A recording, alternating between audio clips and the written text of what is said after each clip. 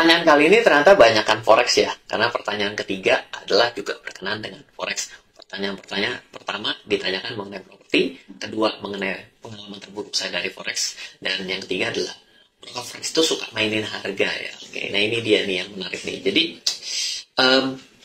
kita harus bicara begini ya, kalau yang namanya saham itu kan ada yang namanya bursa saham ya, artinya harga saham Telkom di semua sekuritas akan sama seperti itu karena kita sifatnya adalah satu tempat dagang. Nah, sekarang pertanyaan saya ya, kalau pasarnya ada 5, yaitu adalah pasar Cempaka Putih, pasar Ciputat, pasar Baru, pasar Rebo, pasar Kemis, pasar Jumat, semua pasar. Pertanyaan saya, apakah harga cabai di waktu yang sama pada semua pasar akan sama? Beda. Tapi apakah kalau dalam satu pasar juga akan beda harga cabainya? Bisa beda. Nah, ini jadi masalah yang berbeda berbicara mengenai saham dengan harga cabai. Nah, sama ketika kita berbicara dalam transaksi forex, maka sebenarnya berbicara mengenai rujukan harga.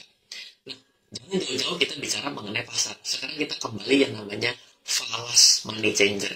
Pernah nukar uang? Oke. Apakah money changer di 5 tempat akan sama harga beli dan jualnya dari dolar? Beda. Kok beda? Berarti main harga ya? Kok dibilang enggak Pak? Itu kan strategi masing-masing Pak.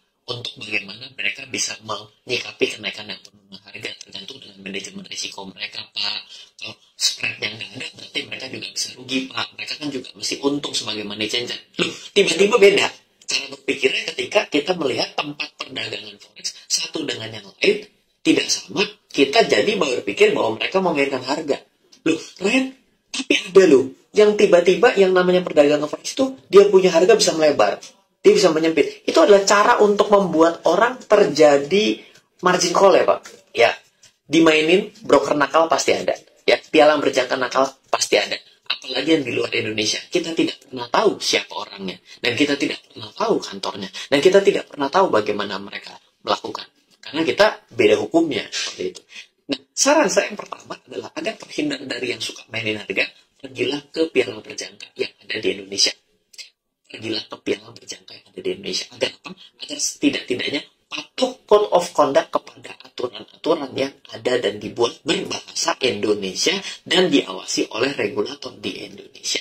Nah, sekarang kalau misalnya melebar dan menyempit itu selalu dianggap memainkan harga, sebenarnya tidak juga. Mereka melindungi diri mereka sendiri sama seperti money changer. Kenapa? Ketika likuiditasnya kecil, maka dia akan melebarkan rentang harga beli dan jualnya. Ketika likuiditasnya besar, maka dia bisa memberikan harga yang bersaing. Jadi ibaratnya semakin banyak pelaku pasarnya, maka harga akan semakin menyempit harga beli dan jual. Tapi ketika semakin sedikit pelakunya, maka akan melebar. Contoh satu, kalau yang lebar itu di pasar-pasar yang agak sepi. Misalnya jam-jam perdagangan dari Amerika mau buka kembali ke Asia, Australia, Asia. Itu biasanya akan menyempit. Tapi kalau misalnya mau libur panjang, ini juga sama. Gitu. Jadi sebenarnya maksud dari memainkan harga tuh yang mana? Gitu. Kalau saya pikir ya, trading forex itu banyakkan orang yang tidak ngerti dasarnya, sehingga mereka tidak perlu diapa-apain juga mati sendiri. Jadi tidak perlu dimainin harganya. Kalau saya jadi pemilik pialang berjangka, saya akan lempar saja, coba lakukan dengan benar. Belum tentu sudah yang mengikuti itu belajar dengan benar, tapi banyak yang tebak-tebakan. Oleh karena itulah invest your time before you invest your money.